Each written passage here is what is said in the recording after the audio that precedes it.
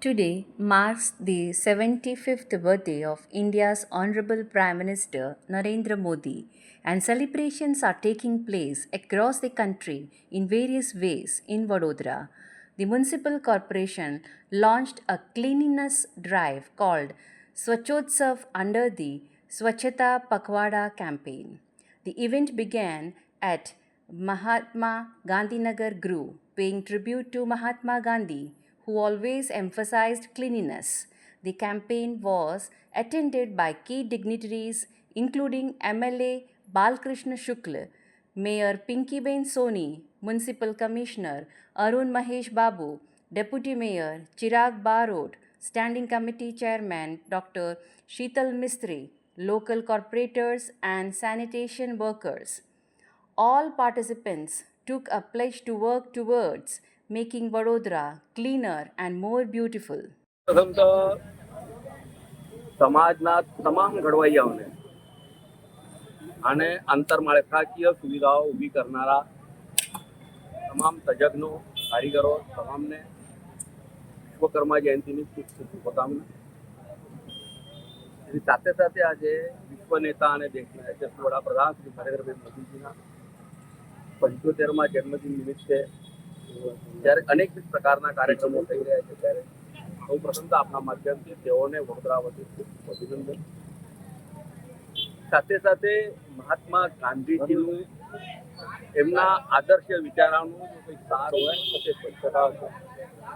1942ની ગોલમેજ પરિષદમાં જ્યારે ગાંધીજીએ એવું કહ્યું કે અમે રામ રાજ્ય લાવીશું, તે રામ રાજ્યનું પહેલું પગથિયું એ સ્વચ્છતા હતું. આપણા પરમ સદભાગ્યે ગુજરાતના પનોતા પુત્ર શ્રી નરેન્દ્રભાઈ મોદીજી જ્યારે દેશના વડાપ્રધાન થયા ત્યારે સૌથી પહેલા એમને જો કોઈ એક વિષયને હાથ લગાવ્યો હશે અથવા જે વિષય હાથમાં લીધો છે તે સ્વચ્છ ભારત મિશન. મને એવું લાગે છે કે સ્વચ્છ ભારત મિશનની જ્યારે 11 વર્ષની ઉજવણી કરી રહ્યા છે ત્યારે ગુજરાત રાજ્યના માનનીય મુખ્યમંત્રી પટેલ સાહેબ દ્વારા આજથી 17મી સપ્ટેમ્બરથી 2 ઓક્ટોબર સુધી સેવા પખવાડિયાની સ્વચ્છતા હી સેવા પખવાડિયાની જ્યારે શરૂઆત થઈ છે. ગુજરાત રાજ્યની 17 મહાનગરપાલિકા અને 151 નગરપાલિકાઓમાં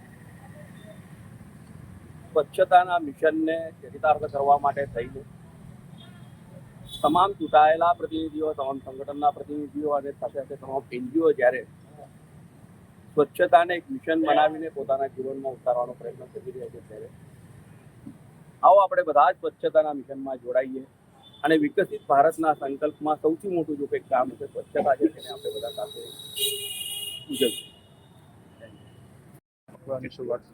નમસ્તે, મીડિયાના મિત્રોને આભાર. આજે દેશભરમાં માનનીય વડાપ્રધાનશ્રીનું જન્મદિવસ નિમિત્તે સ્વચ્છતા હી સેવા અને સ્વચ્છોત્સવની શુભારંભ કરી રહ્યા છે. આખા દેશભરમાં તમામ સિટી, તમામ ડિસ્ટ્રિક્ટ, તમામ ગ્રામ પંચાયતમાં, નગરપાલિકાઓમાં આજે સ્વચ્છતાની કાર્યક્રમ કરવાના છે. 1 મહિનાનું આ ઝુંબેશ કાર્યક્રમ લગભગ 17 સપ્ટેમ્બરથી 2 ઓક્ટોબર સુધી ચાલવાનો છે. વડોદરા મહાનગરપાલિકા દ્વારા આના પછી પણ એને ચાલુ રાખવા માટે અમે નક્કી કર્યું છે.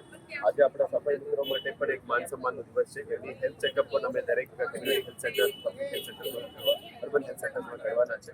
આજે તમામ પદાધિકારીઓ માઇક ઉપર જાણતો Balubhai Shukla, mayor Soni, deputy mayor Shri Chiragbhai Barot, standing committee chairman doctor સાથે સ્થાનિક કોર્પોરેટર્સ અને તમામ પદાધિકારીની હાજરીમાં આજના કાર્યક્રમ અહીંયા કરવામાં આવી રહ્યા છે. આનાથી વડોદરાવાસીઓને એક સારું મેસેજ આપવા માંગીએ છીએ કે આ સ્વચ્છતા ફક્ત BMCનો એક જવાબદારી નથી. તમામ પદાધિકારીઓ, અધિકારીઓ સાથે મળીને સિવિલ સોસાયટી સાથે મળીને કામગીરી કરવાનું છે. BMC તો તમે ગંદકી કરશો તેને સાફ તો કરશે જ, પણ અમે વિનંતી કરીએ છીએ કે વડોદરાવાસીઓ તમે બિહેવિયરલ ચેન્જમાં તમારે સ્વચ્છતા રાખવું જોઈએ. જાહેર જગ્યામાં ગંદકી ના કરો. જાહેર જગ્યામાં ગંદકી કરે તો અમે દંડનીય પ્રક્રિયા પણ હાથ ધરીશું, પણ પહેલા દંડનીય પ્રક્રિયા કરતા અમે સમય આપીશું. તમારે માનસિકતા બદલવાનું, જાહેર જગ્યામાં ગંદકી ના ફેલાવવા માટે વિનંતી કરીએ છીએ. અને તમે જાહેર જગ્યામાં ક્લિનિંગ કરવા કરતાં આપણે ડોર ટુ ડોર કલેક્શન સિસ્ટમને પણ સજ્જત કરીશું. બીટ ટુ બીટ ક્લિનિંગને પણ સજ્જત કરીશું. અને રાત્રિ સફાઈ માટે 2 વાર સફાઈનું પણ કાર્યક્રમ પ્લાનિંગ કરી રહ્યા છે. સિસ્ટમ્સને થોડું સજ્જત કરીશું એટલે આવનારા દિવસોમાં તમામ જગ્યામાં પબ્લિક પ્લેસીસને અલગ અલગ railway station, bus station, public spaces આ બધાને અમે સાફ કરવાના છે. મીડિયાના મિત્રોને પણ અમે વિનંતી કરીએ છીએ આ મેસેજ સારી રીતે પબ્લિકમાં લઈ જજો, જેથી કરીને વડોદરાવાસીઓ પણ આપણે સાથે જોડી શકીએ અને 25 સપ્ટેમ્બરના રોજ 5 લાખ વડોદરાવાસીઓ એક ફિલ્ડમાં ઉતરીને આ સિટીને સફાઈ કરવાનું છે. આખા દેશમાં પણ આ ઝુંબેશ ચાલવાનું છે. એક સાથે મળીને વડોદરા, ગુજરાત અને આખા દેશને અમે સ્વચ્છ બનાવીએ, વિકસિત ભારતનું સ્વપ્નને અમે સાકાર આપીએ. એના માટે હું તમને તમામને વિનંતી કરું છું.